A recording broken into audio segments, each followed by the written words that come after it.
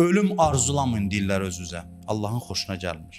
Axı ölüm əbədiyyət qapısıdır. Yox, sən qal daha yaxşı olmaq üçün fürsət də hələ. Nə qədər çox verdi o fürsətdən istifadə elə. Məqamını uca elə, artır. Bəs xanım Fatimə Zəhra özünə ölüm niyə arzuladı? Onların dərəcəsi başqadır. Onun mənası bilirsiniz nədir? Missiyası bitdi.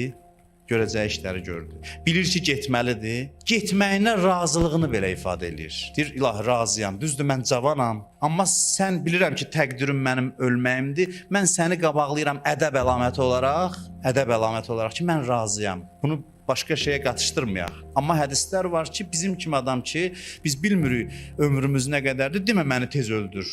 İmam Səccad gözəl dua edir. Deyir, nə qədər ki, ömrüm sənin itaətində də ömrüm uzat. Haçan ki, şeytanın otlağına çevrildi, ondan bir gün qabaq canım al. Onda yaşamağın da mənası olmur.